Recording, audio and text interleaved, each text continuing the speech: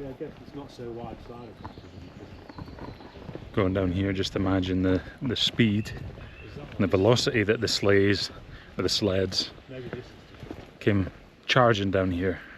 And on closer inspection, it was a statue of a tall man wearing a trench coat and military uniform.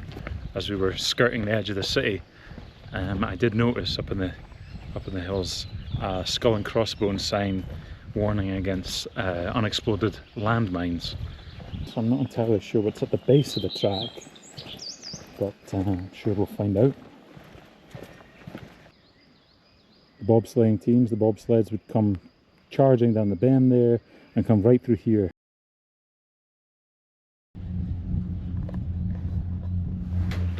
Here we are, dangling like a feather in the breeze. Don't mind me, guys, just enjoy the view of Sarajevo. I learned yesterday that much was done for the city in the build-up to the 1984 Winter Olympics. Mount Trebevic obviously being home to bobsleighing, ski jumping. Many venues across the city were built. Athletes Village, ice rink, the Hotel Holiday, opening ceremony viewed by millions and millions on TV around the world. And for the games that year, 1984, Sarajevo was competing against Sapporo, Japan, Gothenburg, Sweden. And there may well have been another contestant or contender for the games that year, but Sarajevo really gave it its all for the bid, and they won it. And it was great for the city, great for Yugoslavia at the time as well, great for Bosnia and Herzegovina. And you don't have to go far in the city centre for seeing the remnants, signs of the games. You see the logo, the official 1984 Sarajevo Winter Olympics logo. You see the wolf mascot, Vučko. You see little plushies of him at the tourist shops and things like that. A vast twist tower off in the distance, and just over there I can see the white fortress and a yellow fortress, and then just centre frame there's a disused abandoned building. I overheard somebody yesterday saying that was used to be a barracks, a military barracks, but it's since been abandoned.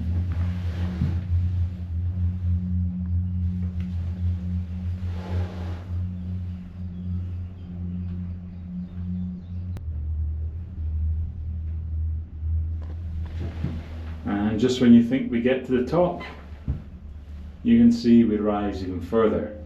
Now there is a bit of a track there, so I just wonder if that is part of one of the walking routes down.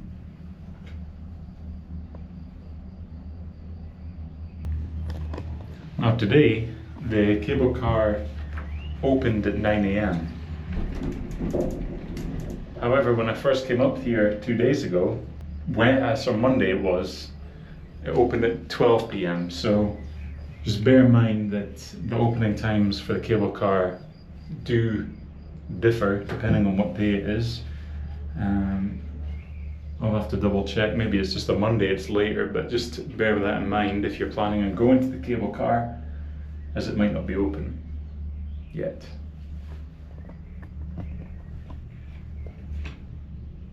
Very smooth, I have to say.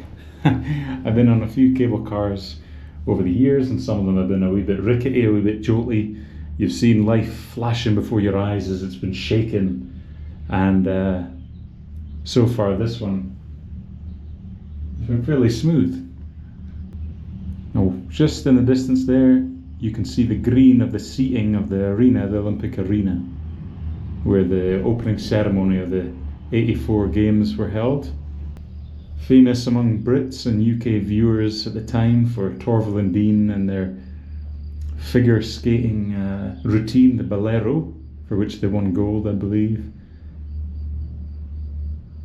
Now here we are, guys, one of the original cable car compartments, the actual pod itself. Kind gentleman just opened the door, let me sit in it. Very retro. A lot less space than the newer cable car, but still nonetheless functional. And yeah, I mean, very retro indeed. Vintage 1984. Very nice. Now, the time has just gone 10 o'clock in the morning here, and I'm going to go up to the cafe to get some refreshments, maybe get a drink of juice. Didn't have time to get breakfast this morning from the hotel, so that's the good thing. There's a cafe bar with a beautiful open air terrace that you can enjoy a coffee, a bottle of juice or a bottle of water and a croissant or a cake, and take in the majestic beauty of the surroundings. Well, we go for this one, guys. Oh, that one does look fun. Oh, here we go. Wonderful view. Simply stunning.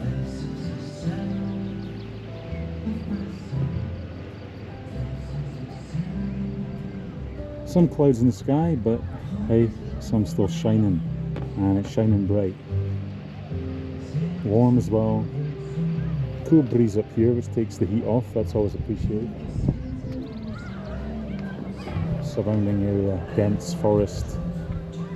Over there, in the distance, not too far in the distance, I actually believe that's where Republika Srpska starts. As just now, we're in the Federation of Bosnia and Herzegovina, and the other of the two entities that make up the country of Bosnia and Herzegovina, Republika Srpska.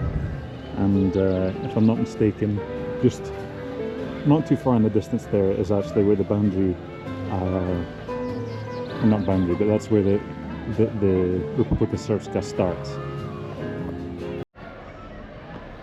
Well, guys, we're all refreshed, we're hydrated, we're fed, and it's time to continue our journey along the Bobsleigh Track.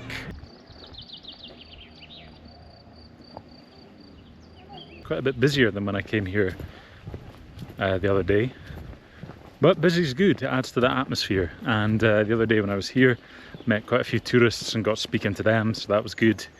Hearing about what they thought about Sarajevo, their initial thoughts of the place, the city, and every single one of them spoke very highly of Sarajevo and the people that they'd met, just like I have. The people that I've met here in Sarajevo, the locals, all been more than willing to help out, offer advice, and as I said previously, all very proud of their city and proud of their country. As well they should be. It's a beautiful place, fascinating history,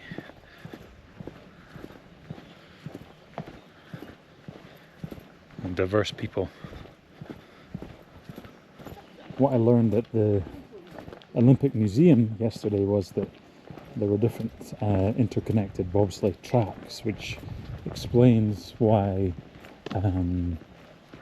there's different parts of the track that are broken off from the main track, and just during the years where it has been left derelict and disused, I guess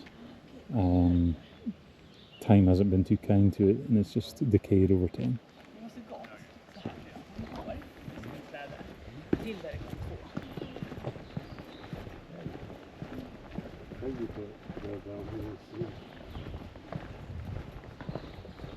Yeah, I guess it's not so wide-sided. Going down here, just imagine the speed and the velocity that the sleighs, or the sleds, Maybe this is came charging down here from the top. What a speed. And what was fascinating as well, at the museum yesterday, they had photos of this track actually being constructed, and the actual the bit in the mountainside where the track actually follows being dug out and excavated.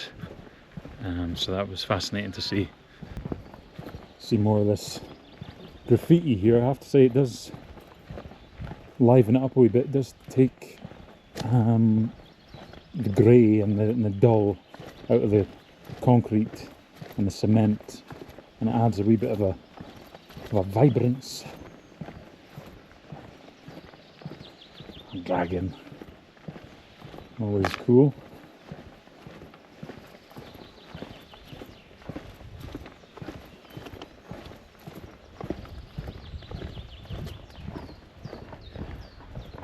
So tell me, what do you guys enjoy doing when you're traveling? Do you enjoy just going out on a whim and exploring and see what you see? Or do you like to have something of a rough idea? For me, I think I like to do some initial research, some bits on a map that I'd like to see, but other than that, I do like to just go with the flow and explore organically. I think some of the best things you can come across are found that way, when you're least expecting it. Actually, perfect case in point, yesterday I was walking along one of the main boulevards in Sarajevo, past the Hotel Holiday, and just past the US Embassy. I was just walking along, and then I noticed to my right hand side an interesting statue, and on closer inspection it was a statue of a tall man wearing a trench coat and military uniform, walking, something of a stoic look on his face. And the statue was of Josip Broz Tito, interestingly. Now, that is one thing that I found quite interesting in Sarajevo, seeing a lot of the tourist sort of tat and a lot of the merchandise, the magnets and the key rings and the hats, the slippers, even slippers, for goodness sake, have made references to Tito and Yugoslavia, and a few of them I've seen have actually had Socialist Federal Republic of Yugoslavia flag as well. And I was curious about this, and I asked somebody about it, and what they told me was that apparently some people in the country have something of a nostalgia for Tito, and they couldn't quite explain it beyond that, but that was certainly interesting to hear.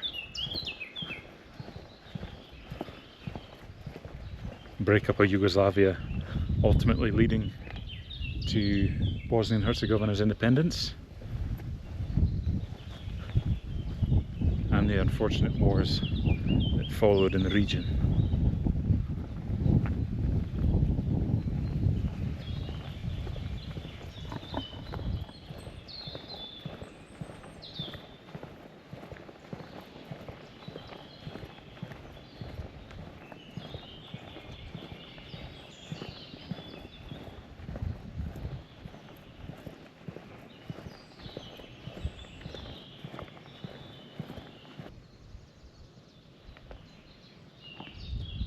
More peaceful, tranquil, birds singing, voices. Crowds back there have drowned out now, giving way to the sound of nature. Really is quite peaceful up here.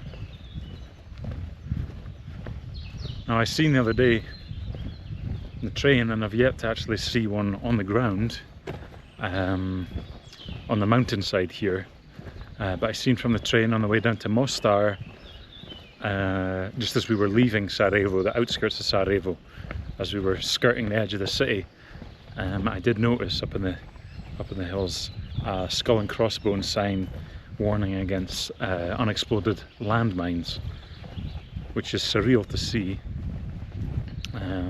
Absolutely surreal, shocking that that's still a danger in the countryside here.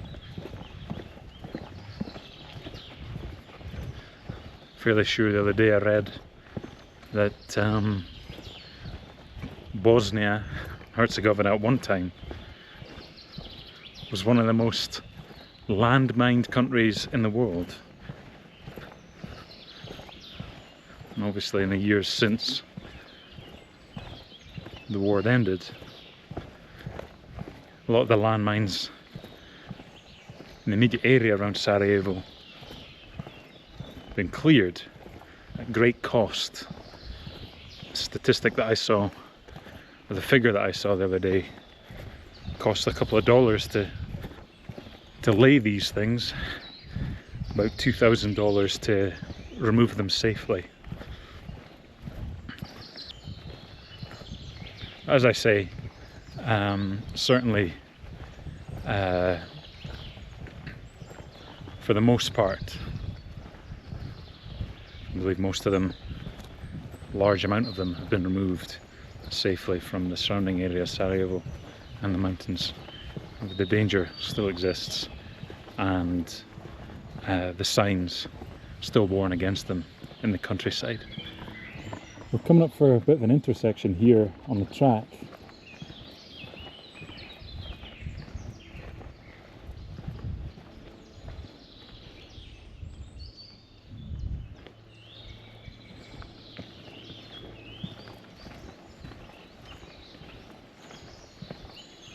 I guess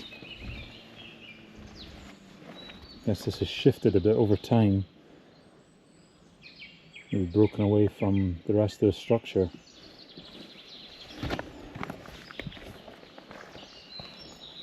And I suppose that this track coming down here would have connected with that section there. I'm also yet to see any wildlife in the mountains here. I'm not sure if there are there's certainly a large amount of bears in the Balkans. As far as the mountains and Mount Trebevic, I'm not entirely sure as to the population of bears, but certainly I've heard that there are wild dogs, mountain wolves, hence the mascot of the 1984 games being Vučko, mountain wolf. Because hopefully, if we do happen across any, they're as they're as friendly and playful and smiley as the mascot Vučko himself. The other day when I was here, I did follow the track down to about here. I didn't go any further, so I'm not entirely sure what's at the base of the track, but I'm sure we'll find out.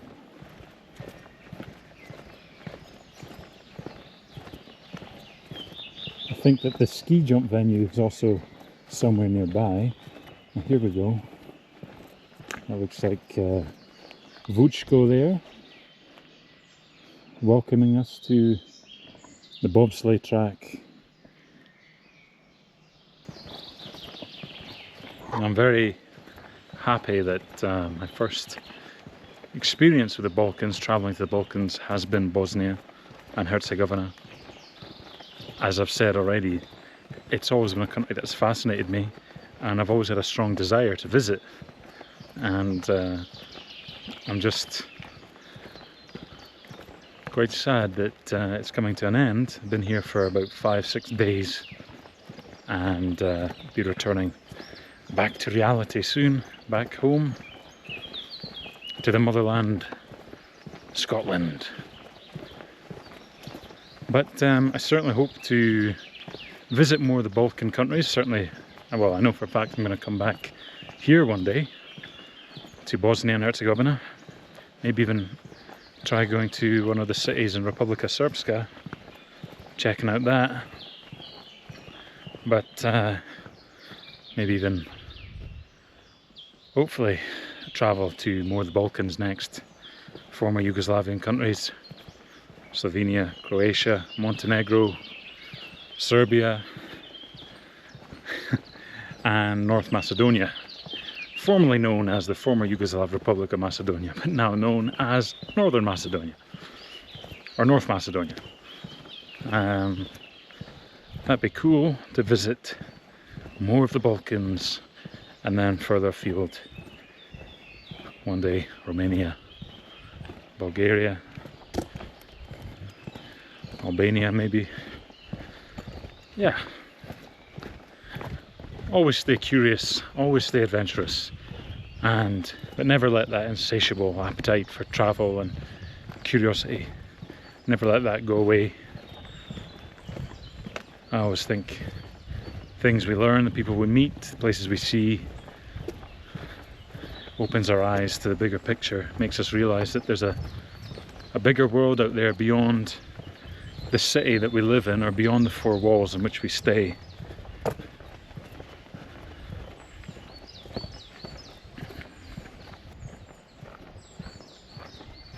We're approaching something here. Got a bend in the track. I see a bit of a concrete structure off in the distance there, just over the top there.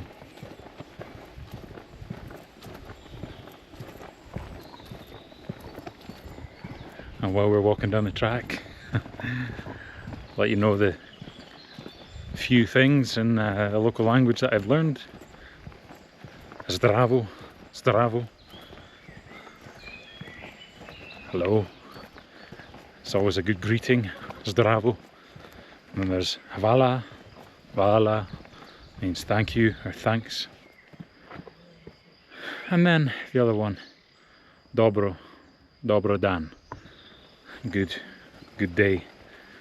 Again, I always think it's good to know or learn a few words of the place you're visiting, just even if you mispronounce them, as embarrassing as that is. I always think that the locals at least appreciate the effort, rather than just going in and assuming they're going to speak English. Because I do believe, and I feel, and I've observed this on my travels over the years, that among tourists with, English is their native tongue, there is that expectation sometimes among some English-speaking tourists that no matter where they go in the world, people will and should speak English, but that's not necessarily the case. I thought that maybe we were coming to... here we go. Looks like this might be the bottom of the track here.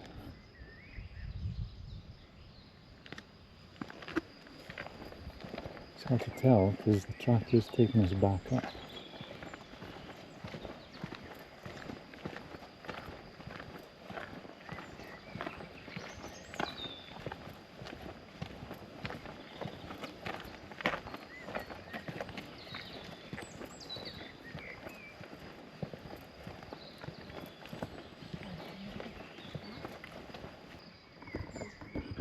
Here we are.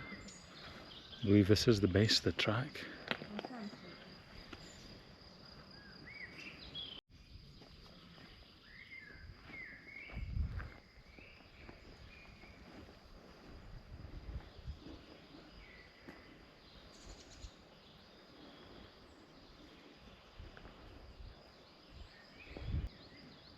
The bobsleighing teams, the bobsleds would come charging down the bend there and come right through here. Must have been some speed coming right through there, underneath the walkway and further up. Or they may have came down that way.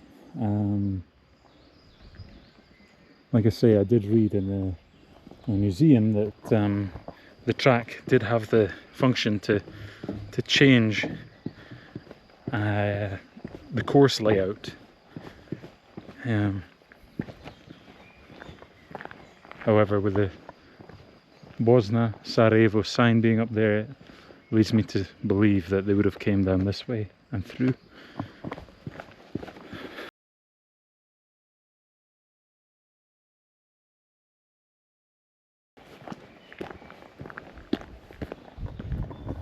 He also did tell me there's no point in consulting my map because it turns out that the ski jump is on a different mountain and it's quite a distance from here, certainly not walking distance. And because I've not got access to a car, I've not rented a car on this trip, probably have to give that one a miss. But hey, always good for another reason to come back. Not that you need another reason to come back to a place like this, but because it's so beautiful, but it's good to have one anyway. Now I'm going to just follow the track back up to the cable car station and see if we can meet anyone else along the way.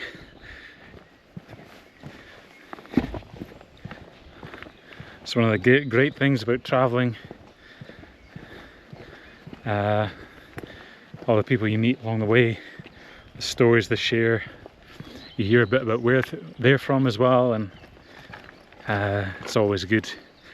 Chances are, unless you stay in contact with them, chances are you're probably never going to see them again, but it just makes it all the more special whenever you speak to these people, because it forms part of the memory for when you're visiting a place like this, or when you're visiting any place that you're not familiar with.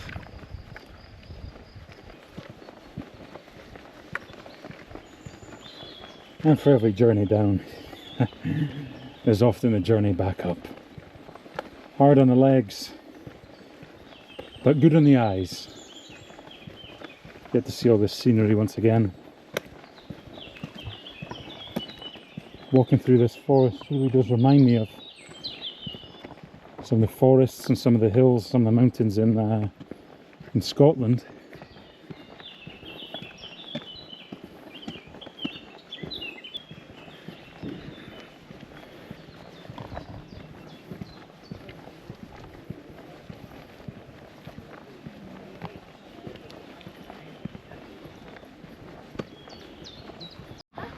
So we've reached the cable car station and we're going to make use of our return ticket and head back down to the city.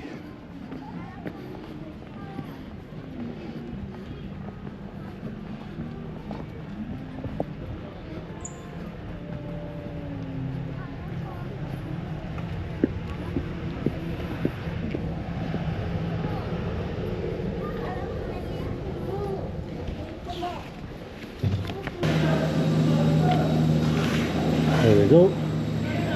We're through, and now we wait. And we're on.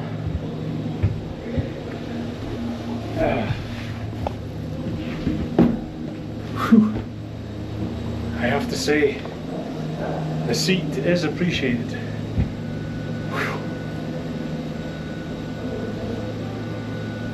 The heat and the sun is, it's something. But mind you, the breeze was appreciated and it was needed.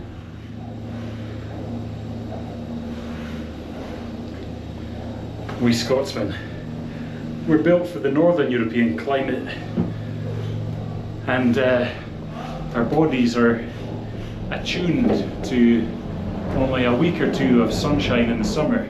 The rest of the year, certainly where I'm from, it's miserable. Anyway, let's enjoy the view. Going back down, sit on this side.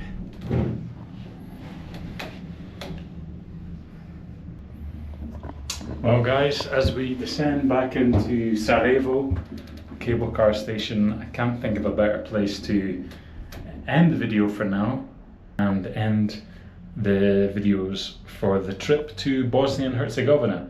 I've really enjoyed my travels here over the past 6-7 days, and I hope to come back at some point in the future, visit part of the country that I've not been to yet, because there's plenty to see. The country has plenty to offer, and there's a lot of other places I'd like to visit. So I hope that you've enjoyed watching my travels here. I hope that maybe they've been somewhat insightful in terms of cost for things and things to do. And I just want to reiterate the point that by no means am I expert on the country or an expert in the country's history.